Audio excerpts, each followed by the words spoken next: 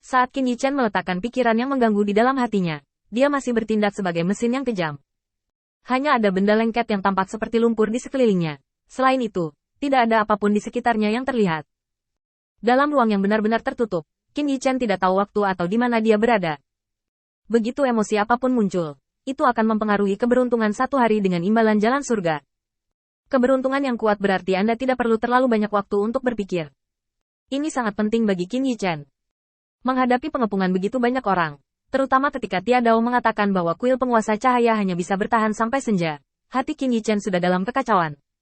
Saat senja, apa yang mereka hadapi, dan bisakah mereka menyelamatkan mereka dengan bergegas ke sana? Semua ini tidak diketahui, jadi Qin Yichen harus menemukan cara untuk menghindari pemikiran, dan memanfaatkan waktu hari itu untuk membawa kuil penguasa cahaya keluar dari bahaya. Tetapi hal-hal di sekitarnya terlalu gelap, dan ada perasaan ditinggalkan oleh dunia. Diam, dan gambar berulang di depan saya. Semua ini tampaknya membangkitkan kemarahan di hati Qin Yichen. Pada saat ini, Qin Yichen tiba-tiba mengulurkan tangannya, dan di depannya, seberkas cahaya melintas. Dia merasakan kemarahan di hatinya. Qin Yichen, yang awalnya tenang di hatinya, tiba-tiba merasakan napas, seolah-olah dia akan keluar dari dadanya.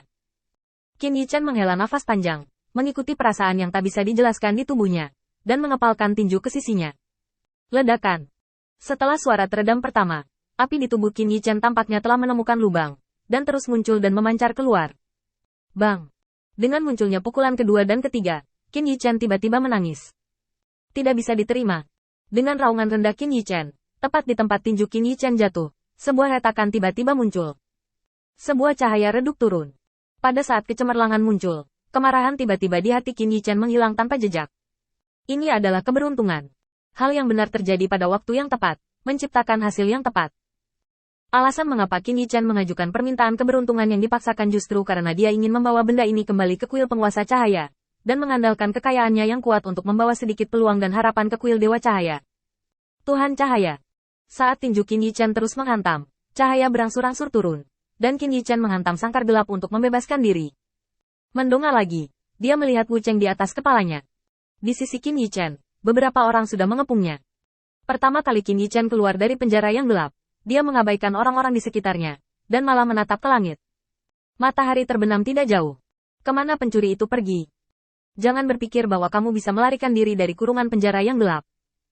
Mahkamah Agung memiliki perintah, siapapun yang membunuh tuannya akan dihargai dengan bidang bintang, dan posisinya akan dipromosikan 3 tingkat. Mendengar keributan orang-orang ini di telinganya, Qin Yichen perlahan mengembuskan napas. Mahkamah Agung benar-benar memberinya wajah, dan dalam lingkungan yang begitu stabil, itu memberikan hadiah seperti promosi 3 tingkat.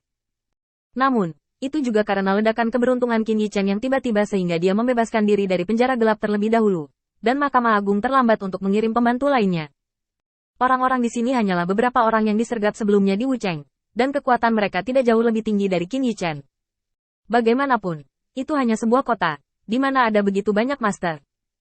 Melihat sekeliling, Qin Yichen mengulurkan tangannya, dan di belakangnya riak emas muncul lagi.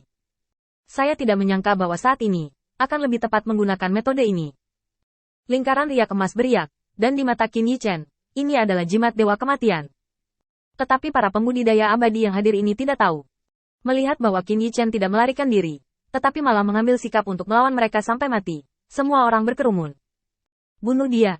Di kandang penjara yang gelap, Kaisar Pedang Changzu terbang terbalik, di bawah penghalang Mozu. Tubuh Kaisar Pedang Changzu telah terluka parah. Meskipun tubuh Jian Xiu lebih kuat dari manusia biasa, ini hanya dibandingkan dengan manusia, hanya membuat daging menjadi marah, tetapi tidak menggunakan kekuatan aturan dan kepercayaan dunia untuk memberi mereka tubuh baru.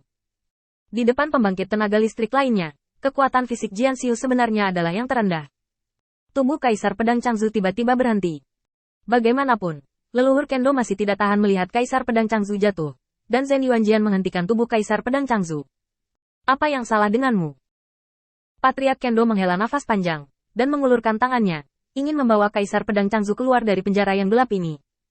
Tepat ketika telapak tangannya hendak menyentuh, Kaisar Pedang Changzu tiba-tiba membuka matanya dan menatap leluhur Kendo. Matanya merah dengan kecemerlangan yang aneh. Leluhur Kendo, kita tidak akan saling mengenal jika kita tidak saling mengenal. Bukankah kamu selalu ingin bersaing denganku?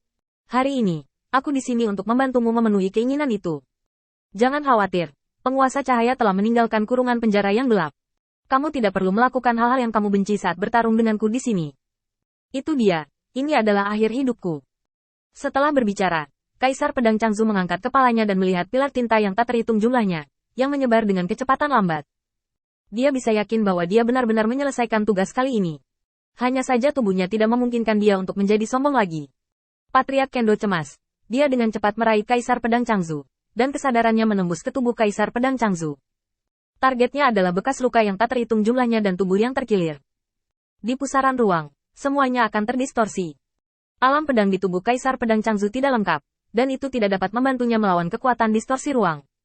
Merupakan keajaiban bahwa itu bertahan sampai sekarang.